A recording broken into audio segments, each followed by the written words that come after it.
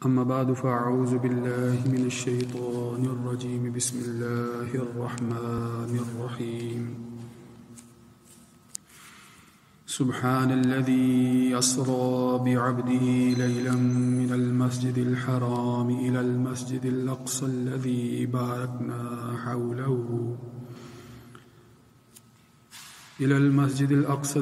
باركنا حوله لنريه من آياتنا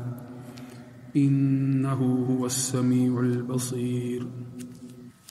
وقال رسول الله صلى الله عليه وآله وسلم كلمتان خفيفتان على اللسان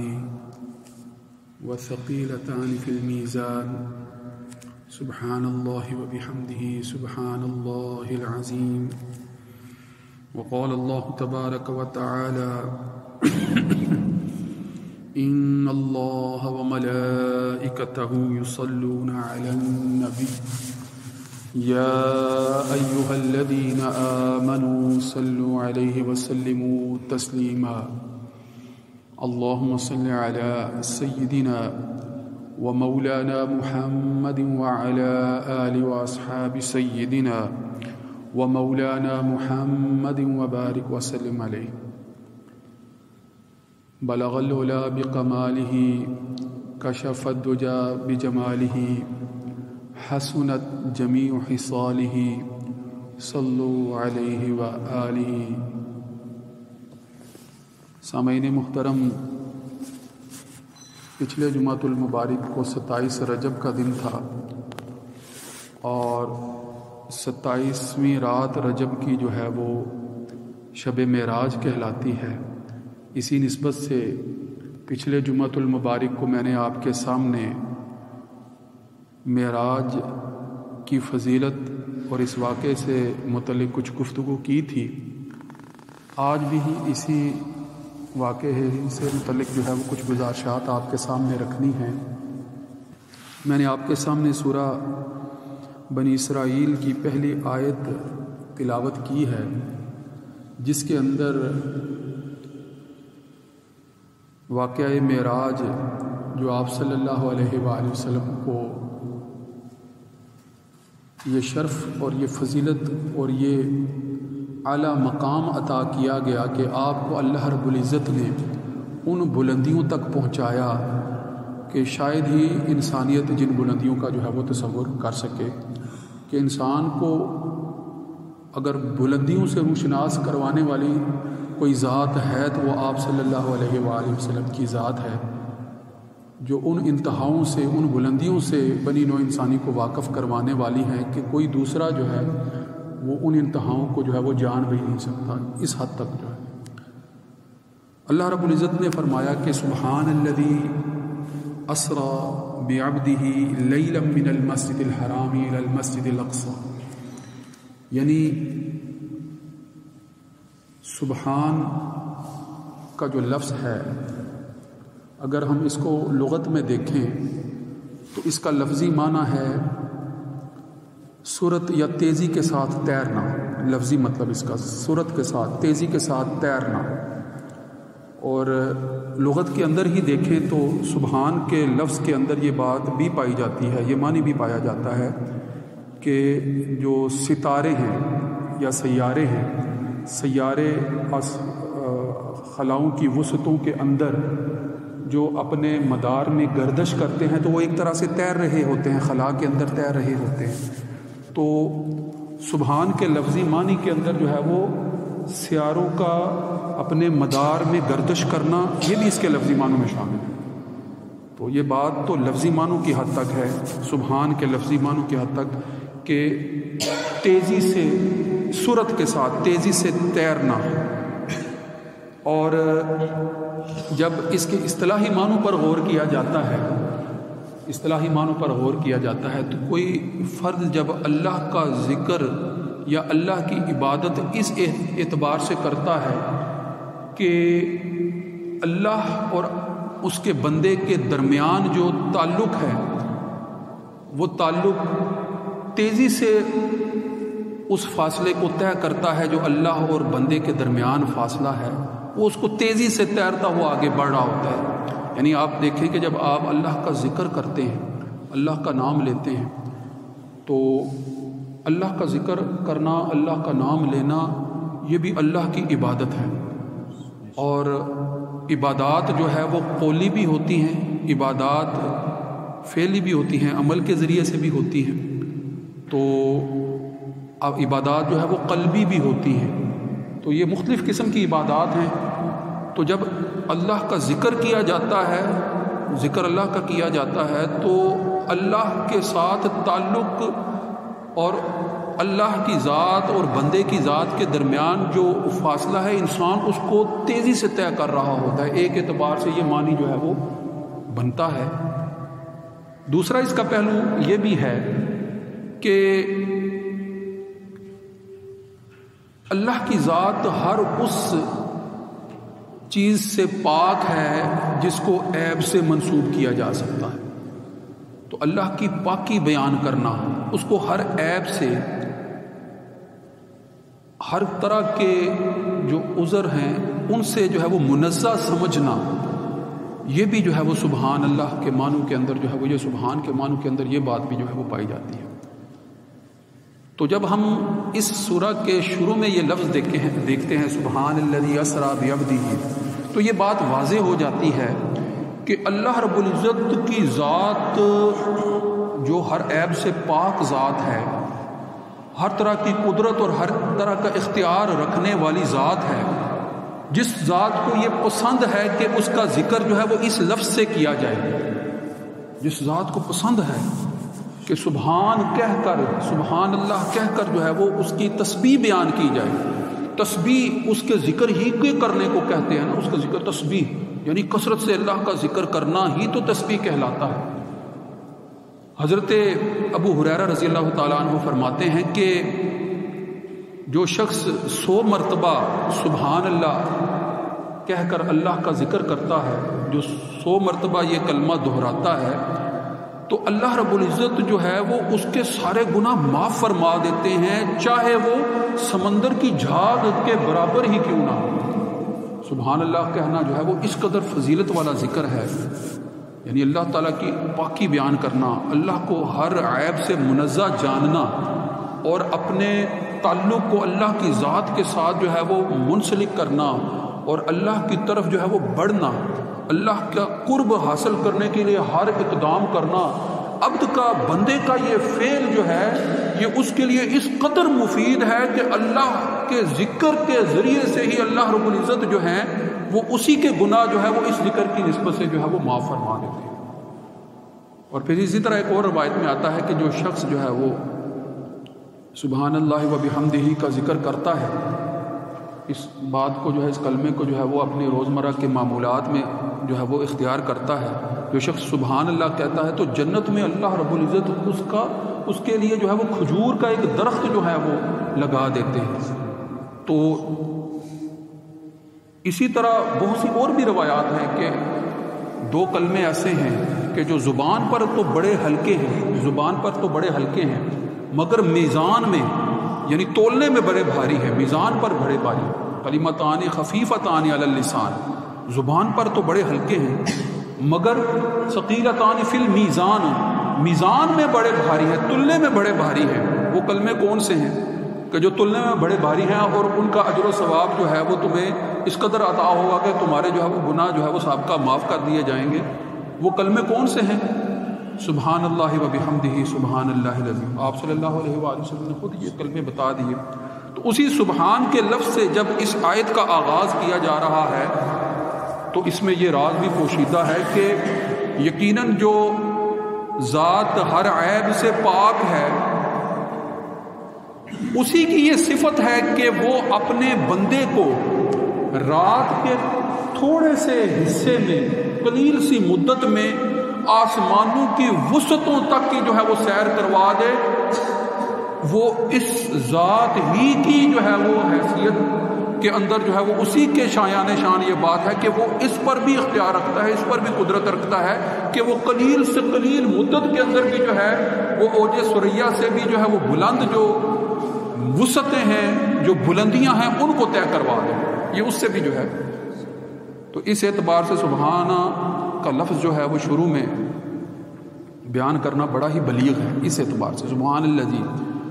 کہ پاک ہے وہ ذات جس نے اسرا کا لفظ بھی غور طلب ہے. اسرا کا لفظی مطلب ہی جو ہے وہ رات کے سفر پر جانا ہے، رات کے سفر کو اختیار کرنا. یہ اسرا کا لفظی مطلب رات کا سفر. جو عرب کے اندر قبائل رات کا سفر اختیار کیا کرتے تھے تو اس کو اسرا ہی پکارا کرتے تھے. اسرا یعنی رات کا سفر.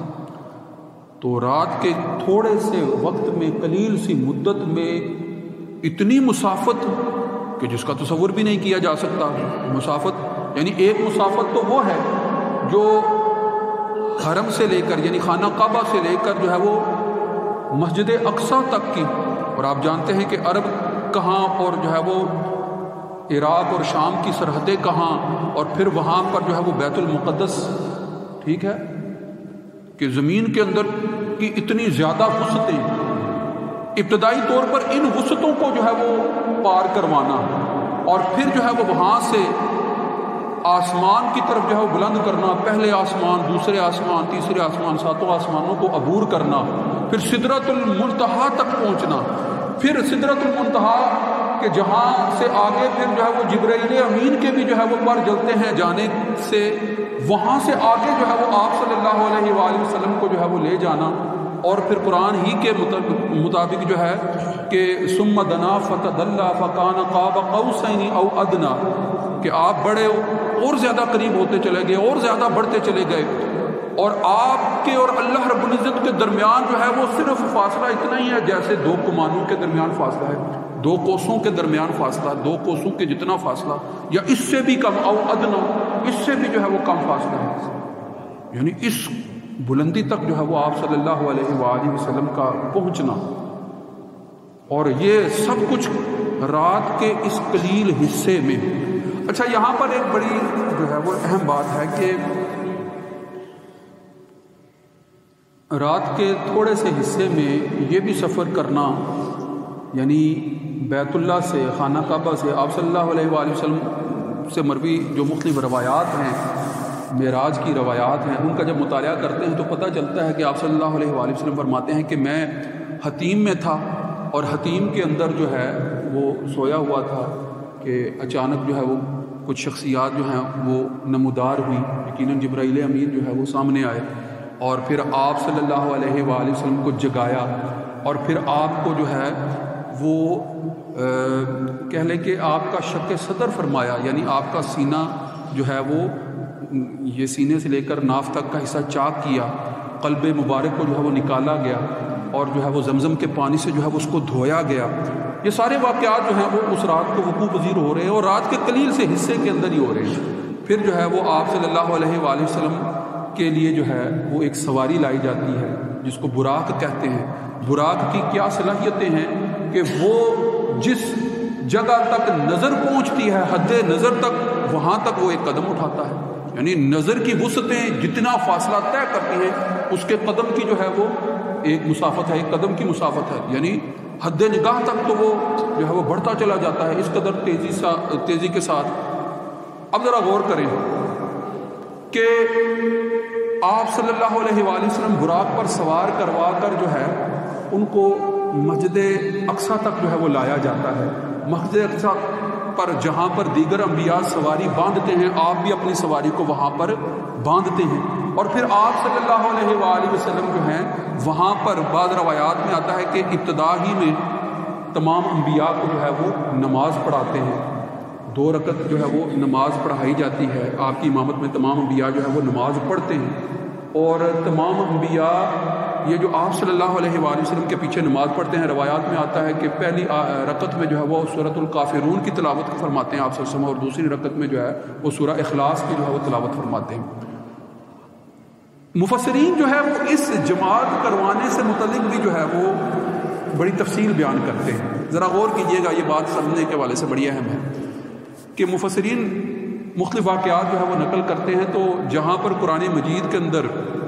سورہ آل عمران کے اندر یہ درج ہے کہ اللہ رب العزت نے تمام انبیاء سے عہد لیا. وہ عہد کیا تھا یعنی تمام انبیاء سے اللہ رب العزت نے عہد لیا. حضرت علی کرم اللہ وجہہ فرماتے ہیں کہ اللہ رب العزت نے جو بھی نبی مبعوث فرمایا جاتا تو اس سے عہد لیتے, اس سے عہد لیا جاتا کہ اگر تمہارے دور میں رسول اللہ صلی اللہ علیہ وآلہ وسلم سید دو عالم حضرت محمد مصطفیٰ احمد مجتبیٰ صلی اللہ علیہ وآلہ وسلم کو اگر تمہارے دور میں مبعوث کر دیا جائے تو تم ان کی اطاعت کرو گے. ہر نبی سے یہ عہد لیا جاتا, ہر نبی سے یہ عہد لیا جاتا, تمام انبیاء سے یہ عہد لیا گیا. اور یہ عہد اس بات کی طرف اشارہ کرتا ہے کہ جو رسول اللہ صلی اللہ علیہ وآلہ وسلم نے یہ فرمایا ہے کہ اگر آج آپ صلی اللہ علیہ وسلم کے دور میں جب صحابہ سے آپ مخاطب تھے تو آپ صلی اللہ علیہ وسلم نے فرمایا کہ اگر آج موسیٰ علیہ السلام بھی میرے دور میں آج اگر موسیٰ علیہ السلام بھی آ جائیں تو ان کے لیے بھی میری اتباع کے علاوہ اور کوئی چیز جائز نہیں ہے. ان کے لیے بھی, حضرت موسیٰ علیہ السلام کے لیے. تو ہر نبی سے یہ عہد لیا گیا تھا, ہر نبی سے یہ عہد لیا گیا تھا کہ آپ صلی اللہ علیہ وآلہ وسلم اگر اس کے دور میں ان کی بعثت ہو جائے, آ جائیں تو تم پر جو ہے وہ ان کی اطاعت جو ہے وہ لازم ہوگی. اور اگر تمہارے دور میں نہیں آتے تو تم اپنی امت کو اس بات کی جو ہے وہ تلقین کر کے جاؤ گے, اس بات کے اوپر جو ہے وہ قائل کر کے جاؤ گے کہ اگر ان کی امت میں آپ صلی اللہ علیہ وآلہ وسلم کی جب بھی بعثت ہوگی تو وہ امت آپ کی اطاعت کرے گی, آپ کی تابعداری کرے گی, آپ کی جو ہے وہ فرما برداری کرے گی, آپ کے حکم کے تابع ہوگی. یعنی یہ عہد جو ہے وہ سابقہ انبیاء سے لیا جا چکا تھا, پہلے ہی لیا جا چکا تھا. اور غور کرنے کی بات ہے کہ جب واقعہ معراج پیش آتا ہے تو تمام انبیاء کو آپ صلی اللہ علیہ وآلہ وسلم جو ہے وہ آپ سب کی امامت فرما رہے ہیں. تو دوسرے لفظوں میں وہ سارے کے سارے عملی طور پر اس بات کا ثبوت دے رہے ہیں کہ آپ صلی اللہ علیہ وآلہ وسلم کی اتباع کا جو عہد انہوں نے کیا تھا اب یہ اس کا عملی نمونہ اور عملی ثبوت پیش کر رہے ہیں واقعی معراج کے اندر کہ جس عہد کو جو ہے وہ کر کے آئے تھے. اور پھر اس کے بعد آپ جانتے ہیں کہ آپ صلی اللہ علیہ وآلہ وسلم کو آسمانوں کی وسعتوں تک جو ہے وہ لے جایا گیا. ایک تو بیت المقدس اور اس کے ارد گرد کی جتنی بھی جو ہے وہ بہت سی جو ہے وہ نشانیاں ہیں وہ آپ صلی اللہ علیہ وآلہ وسلم کو دکھائی گئی. اس آیت میں اس کا ذکر بھی جو ہے وہ فرما دیا گیا کہ من المسجد الحرام الى المسجد الاقصی, یعنی مسجد حرام سے مسجد اقصی تک جو ہے وہ اللہ رب العزت جو ہے وہ اپنے محبوب کو جو ہے وہاں تک لے گیا. وہ مسجد اقصی کیسی جگہ ہے؟ الذی بارکنا حولہ, جس کے ارد گرد کو اللہ تعالیٰ نے بڑی برکتیں عطا فرمائی ہیں, بڑی فضیلتیں عطا فرمائی ہیں. اور لنوریہ من آیاتنا, تاکہ دکھائیں آپ صلی اللہ علیہ وآلہ وسلم کو اللہ اپنی نشانیاں. یعنی یہ سفر معراج جو ہے وہ اس غرض سے بھی ہو رہا ہے کہ بیت المقدس اور اس کے ارد گرد جو برکتیں نازل ہوئی ہیں ان سے بھی جو ہے وہ روشناس کروا دیا جائے, اور اس کے بعد جو ہے وہ آسمانوں کی بلندیوں کو جو ہے وہ دکھا دیا جائے, اور جنت اور دوزخ کے مناظر دکھا دیے جائیں, اور اس کے حوالے سے جتنی بھی اللہ کی نشانیاں ہیں جو کہ بے پناہ ہیں ان میں سے کچھ نشانیاں جو ہے وہ آپ صلی اللہ علیہ وآلہ وسلم پر ظاہر و منکشف فرما دی جائیں. اس لیے جو ہے وہ اللہ اپنے بندے کو جو ہے وہ لے گئے رات کے اس قلیل وقت میں اس سفر پر. اچھا, اب وہ بلندیاں تو بے پناہ بلندیاں ہیں, وہ بلندیاں تو بے پناہ بلندیاں ہیں کہ ان کا جو ہے وہ کوئی بھی ادراک نہیں کر سکتا. وہ تو اللہ جانتا ہے, یا اللہ کے رسول جانتے ہیں صلی اللہ علیہ وآلہ وسلم کہ وہ کیسی بلندیاں ہیں. اب یہ آپ صلی اللہ علیہ وآلہ وسلم کے ہی جو ہے وہ شان کے عین مصداق ہیں کہ وہ کیسی بلندیاں ہیں, یہ تو اللہ ہی جانتا ہے. اور پھر اس دوران جو گفتگو ہوئی, جو باتیں ہوئی, وہ بھی ان دونوں کے درمیان ہے, وہ انہی کے راز ہیں. ہم جانتے ہیں کہ نماز کی فرضیت بھی جو ہے وہ اسی واقعہ معراج ہی کے ضمن میں ہوئی, اور پھر جو ہے وہ 50 نمازوں کا تحفہ, اور پھر 50 نمازیں جو ہیں وہ پھر کم ہوتے ہوتے 5 تک رہ گئی. وہ طویل واقعہ ہے, وہ بھی کسی وقت جو ہے وہ ذکر کریں گے. مگر میں جس نقطے کی طرف آپ کو لانا چاہتا ہوں, غور کریں کہ یہ بلندیاں آپ کو کب حاصل ہو رہی ہیں, یہ بلندیاں, یہ علو, یہ وسعتیں آپ کو کب حاصل ہو رہی ہیں. بحیثیت نبی ابتدا ہی سے جو ہے وہ آپ اس کے مستحق اور حقدار تھے, اور حقدار ہیں اور رہے ہیں, اس میں تو کوئی شک نہیں ہے. مگر ذرا غور کیجئے کہ یہ ہو کب رہا ہے. بعض روایات میں آتا ہے کہ معراج کا واقعہ 10 نبوی میں پیش آیا, بعض روایات میں آتا ہے 12 نبوی میں آیا. ایک روایت جو ہے وہ 5 یا 6 نبی کی بھی ہے. ایک روایت جو ہے وہ ابتدائی یعنی 16 مہینے آپ کی نبوت کو گزرے تھے، اس سے متعلق روایات ہیں، مگر زیادہ روایات جو ہیں جن پر 27 رجب کے حوالے سے اتفاق ہے وہ 10 نبوی کی ہی طرف اشارہ کرتے ہیں. تو 10 نبوی میں جب یہ واقعہ پیش آ رہا ہے تو غور کریں نا کہ 10 نبوی وہ موقع ہے کہ جب آپ صلی اللہ علیہ وسلم پر جو ہے وہ مشرکین مکہ نے تکالیف اس قدر پہنچا کر آپ کو روح تک پہنچا کر کہ اب اس سے بڑھ کر جو ہے تصور نہیں کیا جا سکتا کہ کس طرح کی اظہار کرنے کا وہ عام نہیں کی جا چکی. ذرا غور تو کریں نا کہ آپ نے جب سے اعلان نبوت فرمایا تو سب آپ کے دشمن ہو گئے، آپ کے خلاف کرتے تھے، آپ کو جادوگر کاہن مجنون دیوانہ کہیں سے جو ہے لے کر لانے والا، کہیں سے لے کر لانے والا، اس طرح کے کئی طرح کے جو ہے وہ القابات وہ دیتے رہے، اضافہ پہنچاتے رہے، زبانی اضافہ پہنچاتے رہے. پھر جو آپ پر ایمان لاتا اس کو اضافہ پہنچاتے رہے. حضرت بلال حبشی کی جو ہے حضرت جو ہے وہ عمار کی واقعہ اتنی شخصیات کی ذکر جو ہے موجود ہے کہ پتہ چلتا ہے کہ بہت ہی تکالیف پہنچاتے ہیں. اور پھر جو ہے وہ ہجرت حبشہ پر کی ہجرت ہوئی، پھر وہاں سے واپس آئے، پھر آپ کے ساتھ جو ہے وہ معاشرتی طور پر بائیکاٹ کر دیا. 7 نبی کو یہ واقعہ ہوا نا کہ 3 سال تک جو ہے وہ شجرۃ الطارق کی گھاٹی میں آپ کو محصور کر دیا گیا. کوئی تجارت نہیں، کوئی کاروبار نہیں، کوئی نہیں، کسی طرح کا تعلق نہیں، ہر طرح کا تعلق فرما دیا. اور پھر جو ہے وہ اس کہنے کے اسلام میں یہ بات بھی پہنچ گئی کہ آپ کے جو ہے وہ چچا ابو طالب ان کی وفات کا واقعہ پیش آتا ہے. غم و اندوہ کے کس قدر جو ہے وہ واقعہ جو ہے وہ اس اسلام میں جو ہے وہ آپ پر جو ہے وہ ظاہر ہو کر جو ہے وہ نہیں دکھا دیے گئے. تو اس دوران اگر آپ سارے واقعات کے سلسلے کو ذہن میں رکھیں اور جب ظلم اور تعلیم جو ہے اس قدر بڑھ رہی ہے تو نتیجہ تو اللہ کے ہاں اللہ کی بارگاہ میں جو فیض یاب ہونے اور بارگاہ میں حاضر ہونے کا جو شرف ہے، جو علم ہے، جو بلندی ہے، وہ بھی اسی کے نتیجے میں جو وہ حاصل ہو رہی ہے. اور آپ وہ مقام پر پہنچا جاتا ہے جس مقام سے جو ہے وہ کوئی دوسرا جو ہے وہ فیض یاب نہیں ہے. تو ان واقعات کو جو ہے اور بھی تسلسل کے ساتھ آپ کے سامنے رکھیں گے. رجب کا مہینہ پھر شعبان، رمضان سے پہلے جو ہے شب برات کی جو خوشی میں آتی ہے تو یہ فضیلت کے دن ہے، فضیلت کی راتیں. ان راتوں کو، ان دنوں کو جو ہے خاص سمجھیں، ان میں خاص جو ہے وہ روزے رکھنے کا اہتمام کریں، دعاؤں کو جو ہے وہ اختیار کریں، عبادات کو اختیار کریں، تاکہ جو ہے وہ رمضان میں جب داخل ہوں